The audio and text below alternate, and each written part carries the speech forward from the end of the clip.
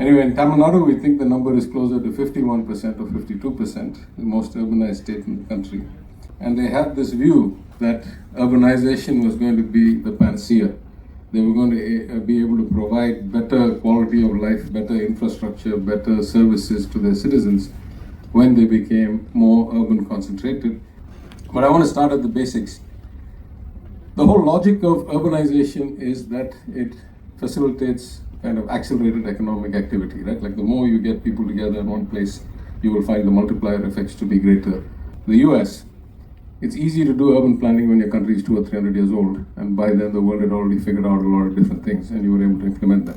But even within the US, you can see the quality of urban planning or infrastructure is vastly different in a city like Boston than it is even in New York, and even more so if you go down to newer expanded cities like in Texas or North Carolina. I think about Madurai. In my lifetime, I'm 58 years old. My memory probably stretches back 50 years maybe. In my lifetime, the 8 or 9 water bodies around my house have all been encroached. And who have they been encroached by? The government of India, the government of Tamil Nadu, and the city of Madurai. Right? Water bodies around my house now have the Income Tax Office, Kendriya Vidyalaya, All India Radio, the city, Madurai City Corporation's office, the district court, the high court, police reserve line. I mean, so far I've not mentioned any private person. Right? This is the.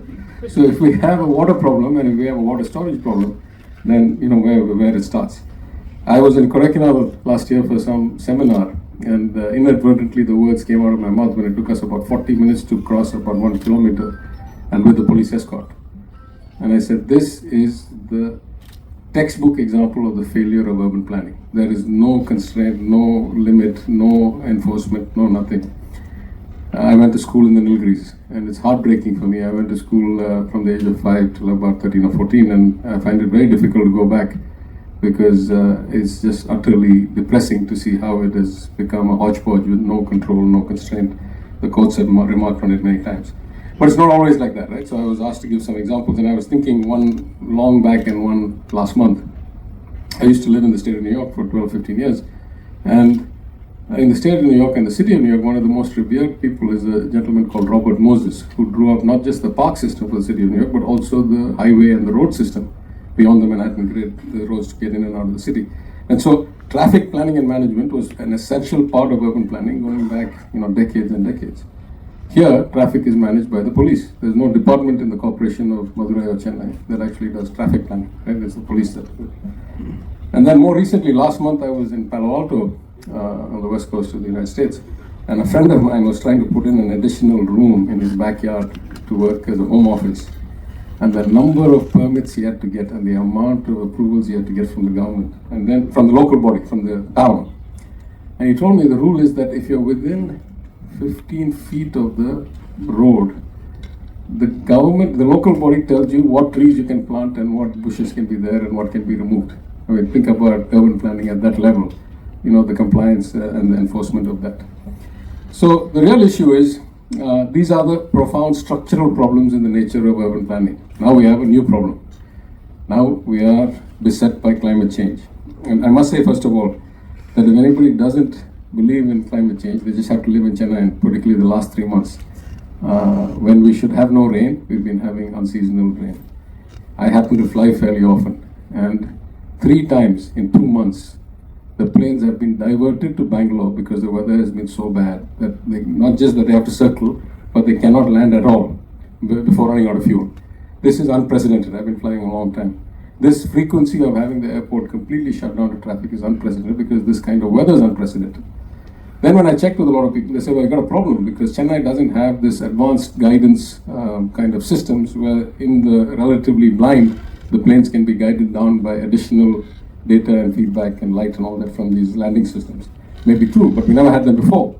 And yet we never had this frequency of flight disruptions and diversions. So clearly the weather is changing at a speed and the extremes are becoming much more frequent. We've all lived through the floods of 15 or 21 or 23.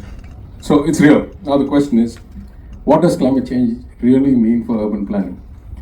I think what it means is that not only do you have to not worry about just 5 years or just 10 years, What used to be once in 100-year events are now happening once in 10 years. So your bandwidth or your volatility range or the scope of what you have to plan for has just expanded dramatically. And so the question really is, who plans for 5 years? Who plans for 10 years? Who plans for 20? Who plans for 50? Almost nobody. Who plans for 100? If your perspective is that you're a culture that's 2,000 years old, and therefore you had all these water bodies that have been evolved over centuries of experience and kind of passed down knowledge, right now we're in the opposite of that. Right? In Tamil, I think there are at least 10 or 15 words for water storage bodies. There's Uthu, there's Eri, there's Kammai, there's all kinds of Anai. So there are different water storage entities meant for different purposes at different cycles, and now all of them are built, and we're basically experiencing the consequences of that.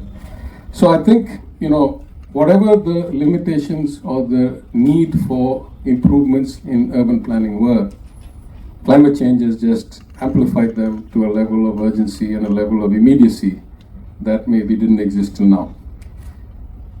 It's not all doom and gloom, as they pointed out. There are things we can learn from the world, and I think, if I look at a few, what I would say, global lessons, I think the first is that you are going to need to have high density, high rise, multi-story buildings if you're going to have some kind of a proper ratio of living space to green space. So this notion of having sprawling cities of single-story houses or individual houses, I think, is not proven in any large metropolis around the world.